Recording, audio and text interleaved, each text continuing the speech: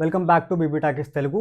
మనం ఈరోజు జరిగిన వీకెండ్ ఎపిసోడ్ గురించి మాట్లాడుకుందాం. దానికన్నా ముందు ఈ వీడియో ఎవరైతే ఫస్ట్ టైం చూస్తున్నారో వాళ్ళందరూ please to subscribe BB talkies Telugu. అలాగే నేను వీడియో పెట్టగానే మీకు నోటిఫికేషన్ రావాలి అంటే పక్కనే ఉన్న బెల్ ఐకాన్ కూడా ప్రెస్ చేసుకోండి. సో నిన్న నాగార్జున సార్ వచ్చి అందరికీ టక టక టక క్లాస్ స్పీకర్ అనమాట వీడియోలు వేసి మరి ప్రూఫ్లు చూపించి మరి తిట్టుకోకుండా తిట్టి అంటే మారండి హింట్స్ ఇచ్చారు. కొంతమంది ఇమాన్యుయల్‌కి అయితే బాగా గట్టిగా వీడియో వేసి తనూజని నువ్వు ఒక సిల్లీ రీజన్‌తో నామినేట్ చేసావు. మనసులో గ్రడ్జ్ పెట్టుకొని అని చూపించారు.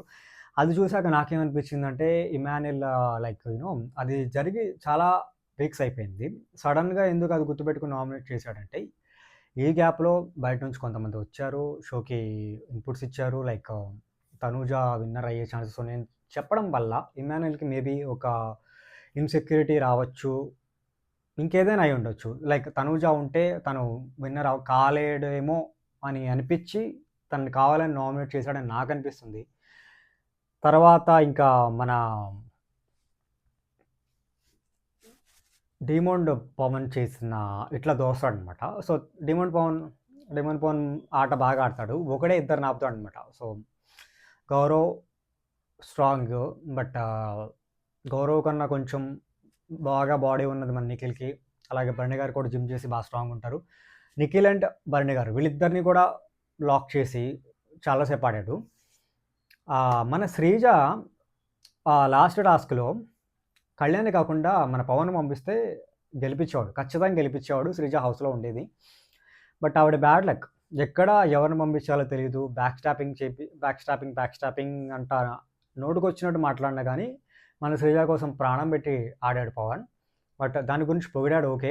కానీ వెరీ లిటిల్ బిట్ బాగా ఆడమన్నారు అయిపోయింది. దాని తర్వాత మన రీతుని ఇలా దోస్తాడనమాట. రీతుని ఇలా దోస్తే సో నువ్వు అలా నేషనల్ టెలివిజన్లో అలా ఎలా దోస్తావు అమ్మాయిని, అది కరెక్ట్ కాదు అని చెప్పి డోర్ ఓపెన్ చేసి బయటకు పంపించేసే ప్రాసెస్ జరిగింది. ఆ ప్రాసెస్లో పాపం మన రీతు బాగా ఎమోషనల్ అయ్యి చాలా స్ట్రాంగ్ సపోర్ట్ ఇచ్చింది మన పవన్‌కి. సార్ అలా ఏం తోయలేదు. జస్ట్ నన్ను ఇక్కడే ఉండు అని చెప్పి అలా తోసాడని చెప్పి చాలా చాలా క్యూట్ అనిపించిందనమాట.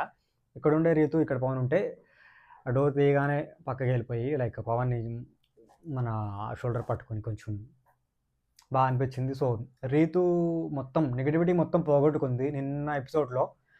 సో ఆవిడ ఖచ్చితంగా టాప్ 5లో ఖచ్చితంగా రీతు ఉండిద్దనుకుంటున్నాను. ఇలాగే ఇదే మంచితనం కంటిన్యూ అయితే పవన్ బాగా ఆడతాడు.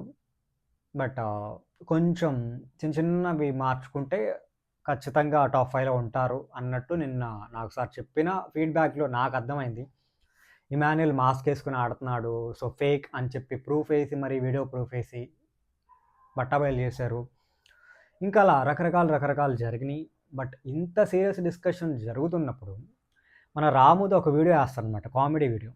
సో అందరు ఎవరు గొడవ ఆడుకుంటున్నారు, రాము వీళ్ళు ఎట్ట చూస్తూ ఉంటాడు, రీతు ఏడుస్తూ ఉన్నాడు, డ్రెస్తో ఆడుకుంటారు. సో పడి నవ్వుకున్నారు అందరూ.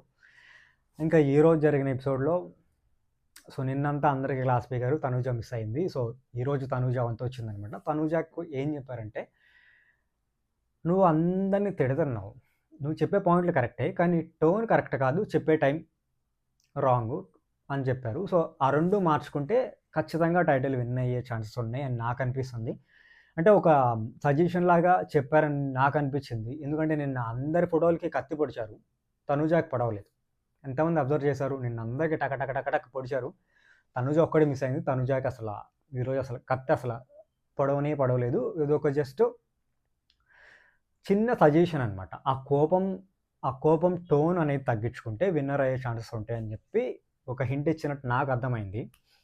ఇంకా ఈరోజు దువ్వాడ మాధురి గారు ఎలిమినేట్ అయ్యి బయటకు వెళ్ళిపోయారు. అండ్ నాకు ఈ రాము రాథోడ్‌కి చిప్పు దొబ్బిందేమో అనిపించింది. ఎందుకంటే తనే కదా గౌరవ్‌ని నామినేట్ చేశాడు.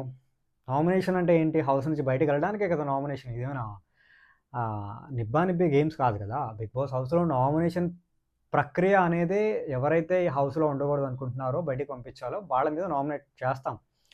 రాము నామినేట్ చేశాడు. రాము మాత్రమే గౌరవ్‌ని నామినేట్ చేశాడు.